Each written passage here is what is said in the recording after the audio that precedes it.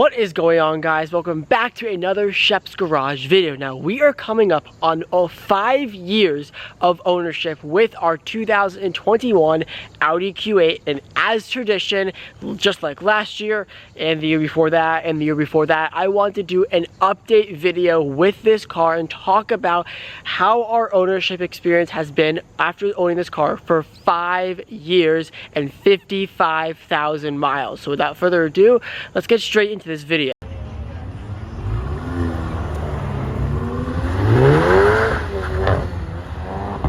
But first, if you're new to the channel and this is the first time seeing my face on your screen, consider subscribing down below for more awesome Mark 8 GTI content and other car content on this channel. I'm trying to become a full-time YouTuber and I cannot do it without your guys' support. I apologize for the lack of videos lately. School has been so busy for me and work has been super busy for me, but I am back now making videos, trying to get one out every weekend, and we are back with another one. Really appreciate all the support I've been getting lately. It truly means a lot.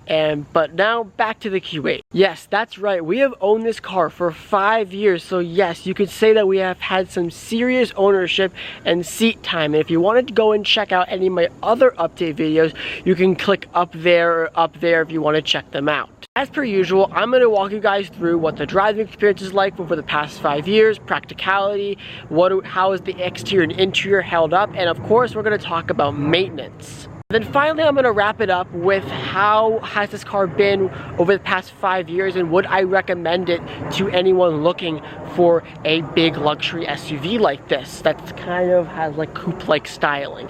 Let's start talking about the overview and maintenance. For those new to the channel, this is our 2021 Audi Q8. We purchased this car brand new back in 2020 in replacement for our Volvo XC90 that was a lemon car. It had too many issues. The car got bought back by Volvo and we got into this because we've always wanted an Audi SUV at the time. We've never owned an Audi SUV, and this is what my mom wanted at the time. This car has been through quite a lot with our family. I learned to drive on this car, my brother learned to drive on this car, and now it is my brother's car. He is currently using it. It's not his car, but he is the car that he does drive to school and to basketball and stuff like that. Now, in the last update video, this car had 44,000 miles, and today, a year later, it has 54,280 miles. So basically exactly 10,000 miles since the last update, which is actually not planned at all, but I guess it works out that way. Just a quick overview of the options. At the time, it was a fully loaded Premium Plus. It did not have the Black Optics package or the S-Line package, but other than that, it's a fully optioned car. We fell in love with this specific one because of the color combination. We love this Vicuna beige color, which Audi doesn't do colors like this anymore, unfortunately. Now, let's talk about maintenance with this car, which is by far the biggest point I want to highlight out of all of this, because last year I mentioned that this car basically cost us nothing. Other than that, this car has been very reliable for a 44,000 mile Audi SUV, which usually I was expecting this car to require lots of maintenance by now, but it's been holding up on like a champ. Knock on wood. Knock on wood. Well, unfortunately, that is not the case this year because we have put a little over $10,000 into this car within maintenance. I'm serious. I made a video talking about this already, but this car's water pump went and this car is out of warranty, obviously, it being 5 years old.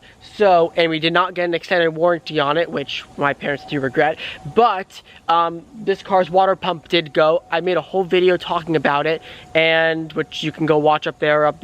And the water pump for a Q8 costs close to $9,000, believe it or not, which was crazy. And a lot of people kept telling us, and I got people asking me, that should be something covered under warranty. Well, at the end of the day, it's a wear item, and if the car is out of warranty, there really is nothing that Audi can do unless it's a known problem or a service bulletin. Unfortunately, it's not a TSB or a service bulletin, so unfortunately, my parents did have to pay $9 grand to fix this water pump. I know it's a lot of money, but you know, they really had no choice because this is the car that my brother drives, and you know, it just made sense at the time. Unfortunately, we were debating on getting rid of it because of that, but at this point, he's so close to going to college anyway, we were just gonna ride it out.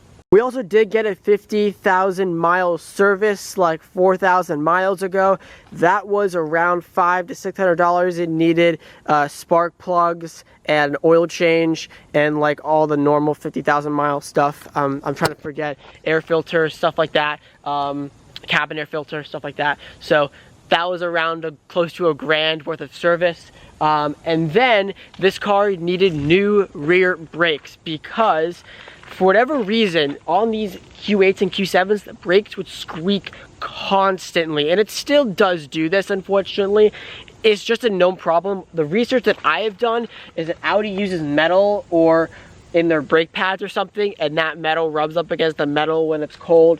But anyhow, this car needed new rear brakes because the rear brake pads were actually put on wrong when we got the brakes changed about 16,000 miles ago. So these are brand new brakes. Thankfully, our dealer actually accepted that they did these wrong, and they actually replaced these rear brakes for free. And yes, it does work perfectly now. The squeaking's a lot better. It's not perfect, but it's definitely a lot better than when it was. The final known issue with this car when we had it with maintenance was this car, for whatever reason, goes through oil like it's a human drinking water, like after a workout. Like it gulps through oil, and I'm guessing this is because this car's engine is 55,000 miles. Like it's an older German engine.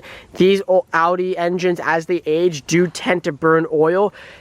I have topped this car off. I can't even express how many times. Maybe at least 5 times over the past year, and maybe 3-5 times. Yeah, gotta be around that. And you know, it keeps going through oil. I don't understand why there's no leak or anything. I've constantly been checking, and it just eats through oil. We just accepted, like, you know, it's gonna burn oil like crazy, and that's just kind of all Audis as they age, unfortunately. So that is our maintenance experience with this car for the past year.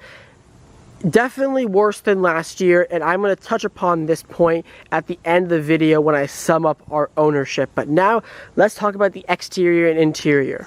This is a 2021 Q8, and I think that this car is so far aging like fine wine.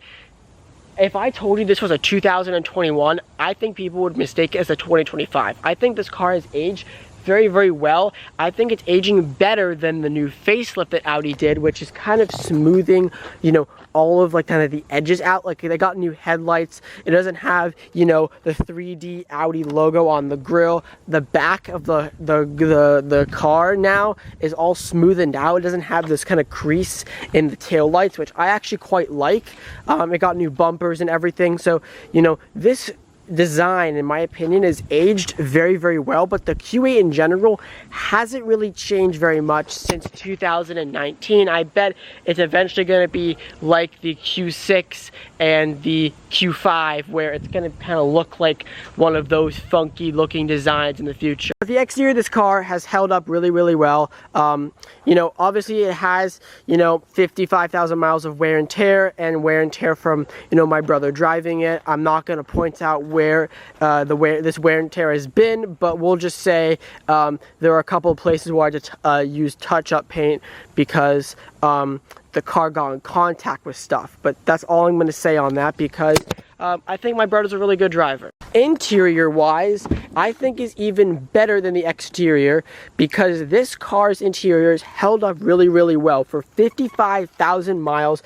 The seat has very minimal wear on it. Same thing on the bolster over here. And the steering wheel, well, yeah, it's pretty shiny, but you know, that's pretty typical with most cars. But all the touch points in here are like really, really, really nice still. Like it still feels like a 2025 car. Like none of this stuff has really degraded or rattled or creaked, which it still feels and drives like a brand new Q8, which is really, really awesome to hear. Like even the screens haven't gotten very laggy. The only thing that like hasn't really worked in here through the past like year or two is the Apple CarPlay. Just has been kind of finicky to use, but other than that, this interior and the experience in here is absolutely like totally amazing. Like the materials and the quality, everything has really held up in this interior, and I'm really happy to see that, you know, when this car costed, you know, $80,000 back in 2021, it still feels like it's $80,000 still. Like all the quality, we really did get our money's worth with this car, and still are, and all the quality and everything is just great. Everything is held up really nicely in here. Now, driving experience of this car, like I said, it still drives like a brand new car. Like I don't notice anything different when driving this car versus a 2025 Q8. They literally drive the exact same, and the ride is still very silky and smooth, and the steering is still really nice and tight.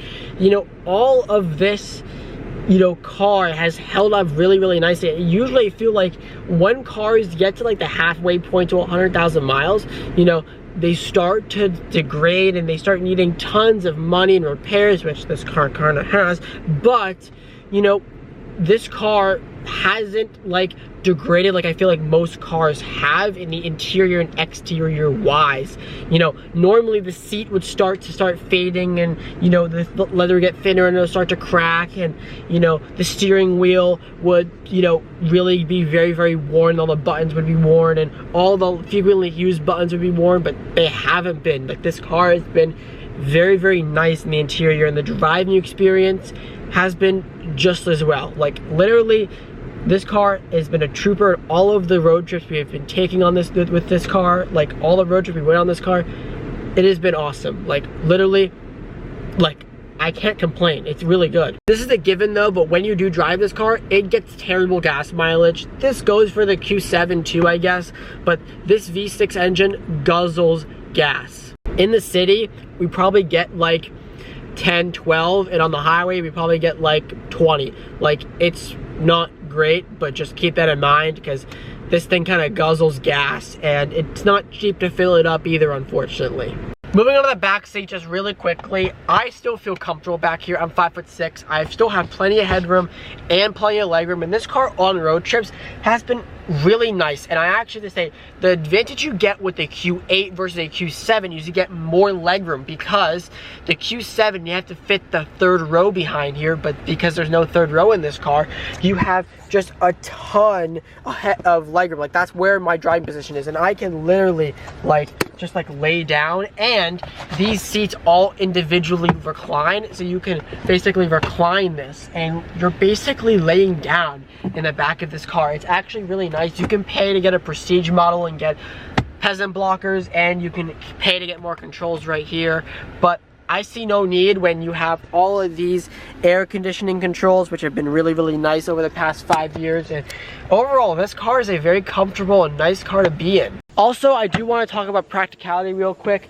If you are thinking about buying one of these, just know that the trunk space is basically little to nothing, because it's a coupe SUV. So if you are going to get this kind of cool slanted back, which does look better than a Q7 in my humble opinion, just know that you are gonna be getting much less trunk space, like actually much less. I think people don't understand that just because it's a higher number model doesn't mean you get more space. This is like the sporty, you know, better looking Q7 is a good way to put it. We will never, ever, ever get a coupe SUV ever again now that we figured this out, because we like to pack this thing on road trips, and now we found out that we couldn't get as much in it, so we have to take 2 cars whenever you go, if we ever like are gonna need a lot of stuff. on like our vacation and stuff. So that's just something to know, is that this thing is not as practical as a Q7, but that's a given because you are paying to have this beautiful looking design. So to sum up our Audi Q8 ownership after 5 years, it's been tremendous. It's been great. We have literally very low complaints with this car. This car, we mainly is used best on road trips when, you know, the Tesla can't make it because we don't really want to charge it. This car has been great. I mean, it literally just came back from a road trip from Pennsylvania literally last week, and as you can tell, I mean, it is covered with so many bugs and dead bugs and everything from going back from this trip. But this car has been an absolute trooper on all of those, and you know, it's never left us stranded anywhere. You know, it's never broken down anywhere, and it has been amazing to, you know, live with the past 5 years. I do have to say the maintenance this year has been pretty disappointing, considering that the previous year it needed literally nothing. So eventually, if the maintenance does repeat like this year into the next year, my parents would consider getting rid of this car, as they just generally don't like putting money into cars. That's why they sort of get cars so frequently and they lease cars, because they don't like putting money into cars. However, you know, it was a bit of a different situation with my brother driving this thing and everything. But, you know, if this car does need like all those repairs again, they would consider getting rid of it. Audi maintenance is definitely really bad when it costs tens of thousands of dollars in maintenance. That's when you really should be, you know, something that you should look for is, you know, if you're gonna buy a Q8, to either lease it or only keep it for 3-4 years, because when you start putting tons of money into the car, you're never gonna get that money back when it comes to resale value, unless you like putting money into cars. There are definitely people I know that love to do that, and I have no hate for those people at all. But, you know, that's just something you guys need to keep all on a lookout, is if you are planning on getting a Q8, which I do highly recommend it. It has been really, really good to us. Take the maintenance factor into some consideration, as this car can cost you lots of money in maintenance and repairs and taking care of it. You know, everything else we love about the car, the practicality is all right. You know, exterior and interior have been held up really, really well. The driving experience is really nice, but it's just that maintenance factor that, you know, is okay. So thank you guys so much for watching this video. Comment, like, and subscribe, and comment down below any other videos you guys want to see on my channel, and I'll see you guys in the next one. Peace.